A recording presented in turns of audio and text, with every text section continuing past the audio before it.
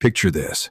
It's 1150 BCE in the dusty Egyptian workers' village of Deir el-Medina. You're a craftsman who carves the secret tombs of pharaohs by day. By night, you're sitting in a small whitewashed house passing around a long painted scroll. The scroll is 12 panels long. It is illustrated in vivid color, and what it depicts, in unmistakable detail, are men and women in every imaginable configuration of intimacy. Today, this object sits behind glass in the Museo Egizio in Turin. Scholars call it the Turin Erotic Papyrus. It is, by most counts, the oldest surviving illustrated bedroom manual on Earth. And here's the part nobody tells you in school. It wasn't a piece of forbidden contraband. It wasn't locked away in some royal vault.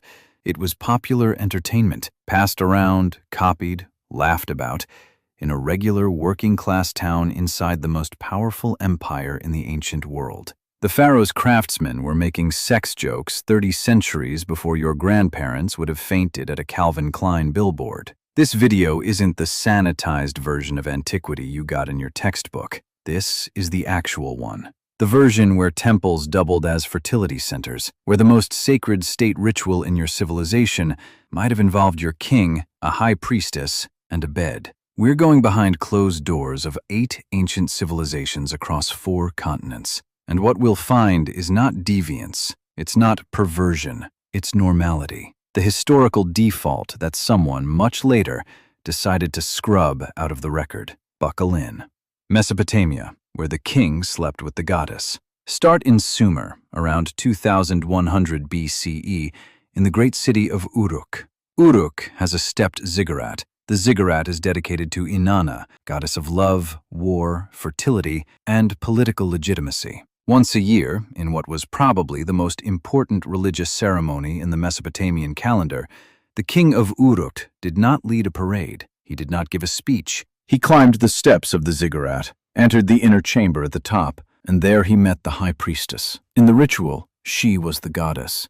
He was her chosen consort, the shepherd god Dumuzi. The two of them shared a bed. This is the hieros gamos, the sacred marriage. It is not symbolic poetry. The Sumerian hymns describing it are some of the most frankly erotic religious texts ever written down by human beings. The goddess speaks. She describes her body as a well-watered field awaiting the plow. The king, as Dumuzi, answers in kind, in language we would today have to mark NSFW. Modern scholars do debate whether the rite was physically performed in every generation or symbolically enacted through ritual objects. But the texts exist, the texts are explicit, and the rite was the central state religious event of Sumerian civilization for centuries. Now here's where it gets messy. Around 440 BCE, the Greek historian Herodotus visited Babylon and claimed that every Babylonian woman,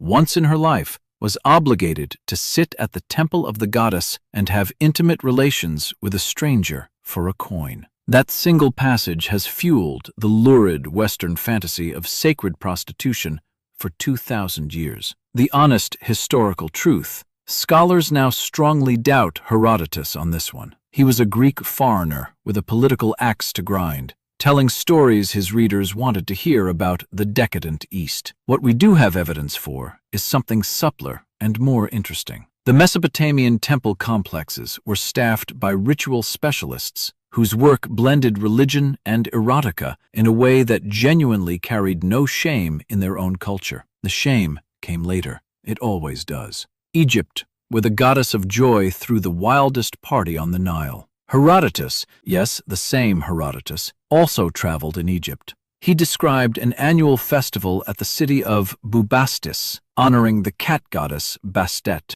Tens of thousands of pilgrims, mostly women, sailed up the Nile on flat boats. As they passed each riverside town, the women on the boats stood up and lifted their skirts of the people on the shore. They drank more wine in those few days, Herodotus wrote, than they did in the entire rest of the year combined. By the time they reached Bubastis, the festival was in full ecstatic mode. Sacrifices, music, drumming, and, in Herodotus's careful phrasing, union of every kind. You might be tempted to write this off as a Greek tourist exaggerating about exotic foreigners, except the Egyptian sources back it up. The festival of drunkenness was a real annual rite tied to the goddess Hathor, performed at temples, including the Mute Precinct at Karnak. The whole point of the festival was to reenact a myth. The goddess, in a divine rage, nearly destroyed humanity, and the other gods saved us by getting her drunk on red beer until she calmed down and turned playful. The temple precincts during this festival were not solemn. They were full-blown drinking parties with explicit erotic overtones designed to invoke fertility and the simple joy of being alive. Excavated temple inscriptions describe the processions, the music, the deliberate disinhibition of the participants. This is ancient Egypt, the civilization we picture as severe pharaohs and pyramid geometry, and its official religious calendar included a holy day for getting drunk together and feeling good in your body. Then there's the Turin erotic papyrus we opened with, and the New Kingdom love poetry, written in the voices of both women and men, full of longing, full of physical detail, entirely modern in its emotional register. Egypt had a working vocabulary for erotic love 3,000 years before the Romantic poets pretended to invent it. Greece, where the philosophy class met the mystery cult. Skip past the marble statues of philosophers in the public textbooks and head into what those same philosophers were doing on their days off. The Dionysian mysteries were not a quaint folk tradition. They were one of the most widespread and longest-running secret religious movements in the entire Mediterranean world, active for at least 1,000 years from the 6th century BCE into late Rome. The cult worshipped Dionysus, god of wine, of theatrical masks, of madness, and, yes, of liberated bodily pleasure. Initiations happened at night, in caves or remote groves. Participants drank fermented wine, possibly spiked with psychoactive substances. Scholars debate this. They danced for hours to drums and olos pipes. They wore masks. The whole point of it was ecstasis, the experience of stepping outside the rigid civic self and emerging changed. And yes, intimate encounters between consenting adult initiates were part of the rite in certain branches of the cult, framed not as recreation, but as a sacred letting go. This is also the culture that produced the attire. And here's where you have to throw out your assumptions, because the attire were not what you think. They were not equivalent to modern sex workers. They were not wives in the legal sense. They were a third category. Educated, often free women who hosted dinner parties, wrote, sang, debated philosophy at the highest level, and, yes, had relationships with elite Athenian men. Aspasia of Miletus, in the 5th century BCE, was the long-term partner of the statesman Pericles. She taught rhetoric. The philosopher Plato attended her salons. Socrates is recorded as asking her opinions seriously on matters of state. A generation later, the courtesan Phryne was reportedly the model for the sculptor Praxiteles' most famous statue of Aphrodite. When she was put on trial for impiety, her lawyer apparently opened her robe before the jury, and the jury voted to acquit. That story might be apocryphal. The point is that the Greeks told that story about themselves with pride. And then there was Corinth, the port city, with its temple of Aphrodite said by ancient sources to house over 1,000 attendants. Whether literal sacred eros work occurred in Corinth in the simple way we imagine, modern scholars debate. But the temple was a major economic engine, and the city's reputation was so well known that an ancient saying ran, "Not every man can afford a trip to Corinth." Rome, the empire that criminalized the orgy and then preserved every detail. In 186 BCE, the Roman Senate passed one of the most vicious religious laws in pre-Christian European history. It was the Senatus Consultum de Bacchanalibus, the senatorial decree concerning the Bacchanalia. The decree banned the cult of Bacchus, which had spread from southern Italy into Rome itself. Estimates from the Roman historian Livy claim that thousands of cult members were arrested across Italy. Some were executed, others were driven into exile. The official Senate justification was that the cult was sexually depraved and dangerously secretive. The real political threat was that it was multi-class, mixed gender, and crossed the slave versus free line. A secret society of citizens that ignored Rome's most sacred social hierarchies was, in the eyes of the Senate, a conspiracy waiting to happen. The cult survived in muted form anyway. The Senate's bronze inscription of the ban still survives. You can see it in a museum in Vienna. Now skip forward 2.5 centuries to 79 CE, when Mount Vesuvius froze the seaside city of Pompeii in ash. When 18th century archaeologists started excavating, they found, to their absolute Victorian horror, frescoes, mosaics, statues, oil lamps, and graffiti depicting every act and configuration the human body permits. Brothels with painted price lists right on the walls. Wealthy private houses with bedrooms decorated in scenes that modern museum staff still describe with euphemism. Garden statuary of the god Priapus, the Roman god of fertility, sculpted with proportions the early excavators flatly refused to display in public.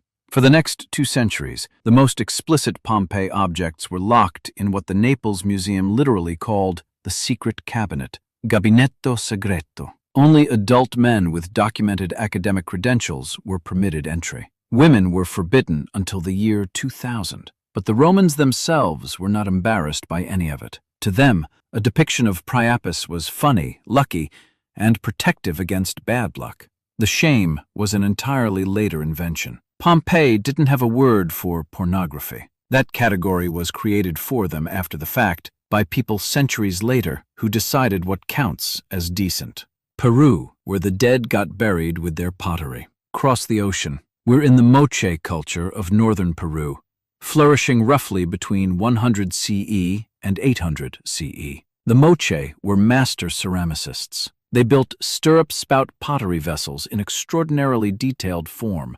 Animals, faces, gods, scenes from daily life, scenes from myth. And of the tens of thousands of Moche vessels recovered, an estimated 500 are explicitly erotic, hand-modeled, painted, fired, placed inside elite tombs alongside the deceased. These pieces are not metaphorical. They are graphic, detailed, varied, couplings of every configuration, acts involving skeletal figures or godlike beings. The scenes are not voyeuristic in style. They are matter-of-fact, occasionally humorous, sometimes deeply ritual. When the Spanish conquistadors arrived in the 16th century, they encountered a still-living ceramic tradition among descendants of the coastal Andean civilizations. The Spanish destroyed nearly all of it. The Moche vessels we have today survived because they were already buried, hidden, or smuggled out of the country before the Catholic priests could break them. Modern interpretations of the pottery vary. Some scholars argue the pieces depict fertility rites and creation myths. Others see them as commemorative, preserving the deceased's actual life experiences. Others read them as humor with no deeper meaning at all. What the pottery clearly shows is this: a sophisticated civilization that built cities, irrigation systems, and elaborate burial complexes also kept intimate art in its religious and funerary culture without any apparent flinching. The pieces were made to last. They outlasted the Spanish, the colonial period, and the moral panics of every subsequent era. They are still there, in Lima, in Berlin, in New York. China, where sex was a path to immortality. In 1973, archaeologists working at the Mawangdui tomb in Hunan, China, opened a sealed coffin from 168 BCE. Among the contents were silk manuscripts in remarkable condition, hand-painted books on dozens of topics. Several of these silk texts are now classified together under the heading Bedchamber Arts, Fangzhongshu in Chinese. The bedchamber arts are explicit instructional manuals. They list positions, techniques, timing recommendations, breathing patterns, and dietary guidance, all aimed at one specific stated goal: improving the health, longevity, and spiritual cultivation of the practitioners. This is not erotica. This is medicine, philosophy, and a serious branch of Taoist religious practice. The underlying premise was that the body contains a finite reservoir of life essence, qi, and that intimate practice, properly conducted, can either deplete or replenish that essence in both partners. The Taoist sages were heavily focused on replenishment. The Taoist canon includes texts by named scholars like Sun Simiao, a 7th century imperial physician who wrote about intimate practice as essential to long life. There's also the legendary figure of Peng Zhu, said by tradition to have lived 800 years thanks in part to his bedchamber discipline. Imperial doctors taught these techniques to emperors. The famous Yellow Emperor's classic of the Plain Girl is structured as a dialogue between the Yellow Emperor and a wise female advisor who teaches him intimacy as medicine. When Confucian orthodoxy hardened in later dynasties, the bedchamber arts were pushed underground. When Christian missionaries arrived in the 19th century, they were horrified. When the Cultural Revolution came, many surviving copies of the texts were destroyed in struggle sessions. The Mawangdui silks survived only because they had been buried in a tomb for 2,000 years. They weren't even unearthed until China's archaeological revival in the 1970s. And the world then learned that one of the most sophisticated medical and intimate textural traditions ever produced on Earth had been sitting quietly underneath the rice paddies the entire time. India, where union with the divine was sometimes literal.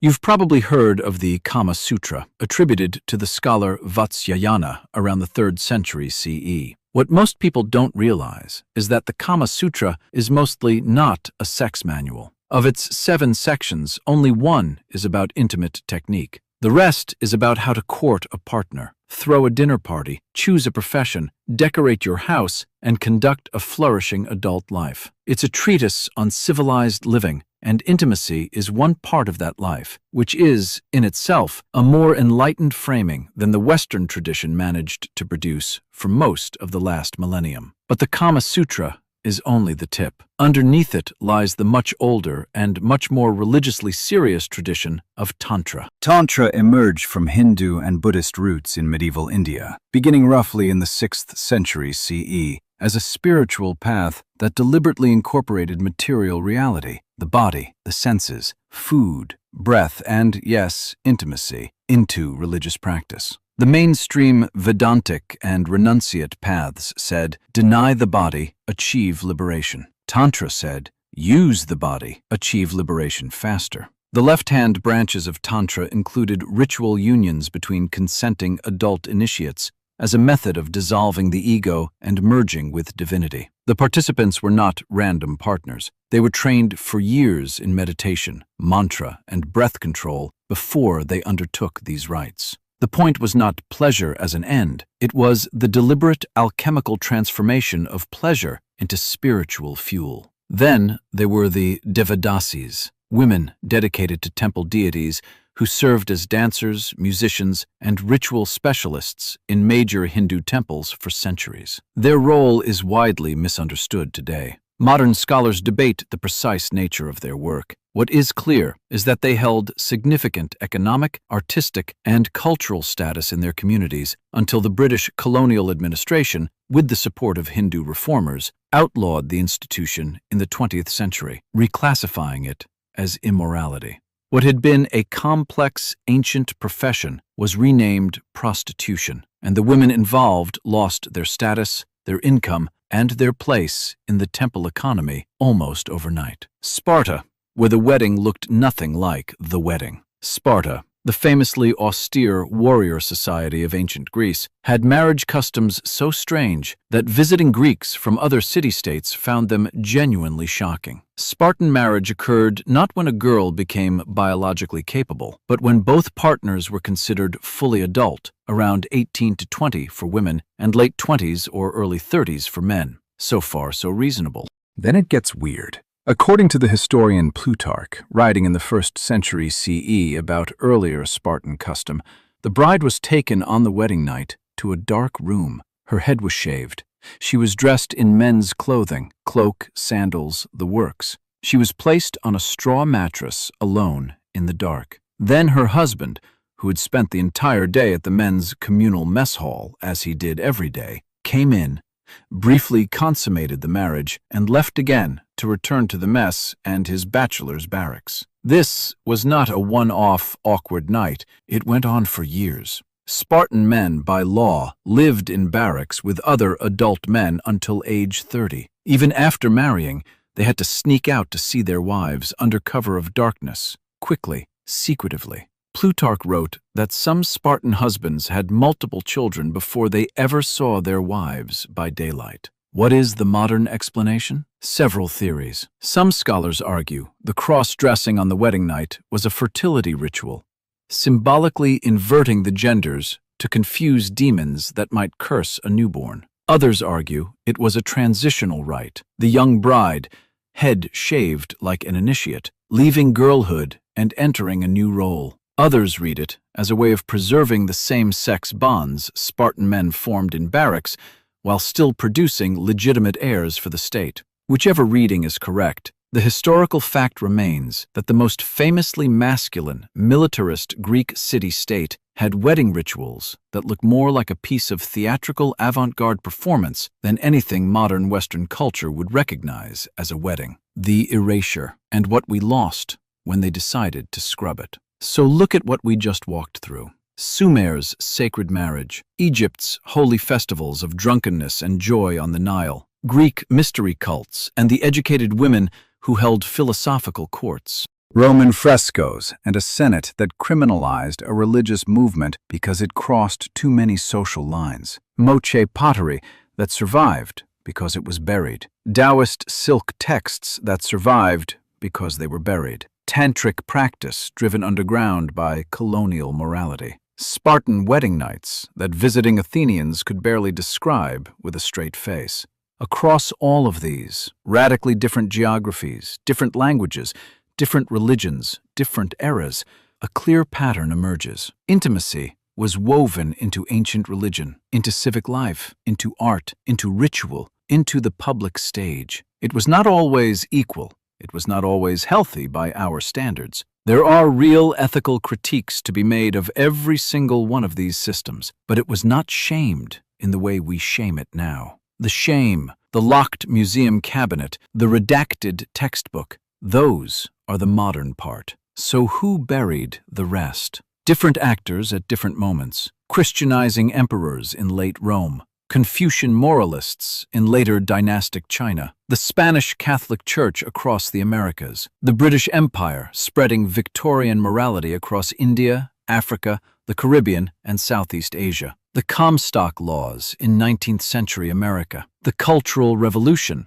in 20th century China, the slow, deliberate, multi-civilizational project of reclassifying ordinary ancient practice as obscenity. The Romans didn't have a word for pornography. The Sumerians didn't have a word for blasphemy of the body. The Moche didn't bury their explicit pottery in shame. They buried it as treasure. Every one of those civilizations would look at our 20th and 21st centuries with our hidden cabinets and our locked museum back rooms and our nervous, embarrassed relationship with the body, and they would not understand us. They would assume something had gone wrong. Something did go wrong. We're still figuring out how to walk it back. If this rewired anything in how you think about history, hit follow. The archive has a lot more like it. And down in the comments, tell me, which one of these civilizations surprised you the most?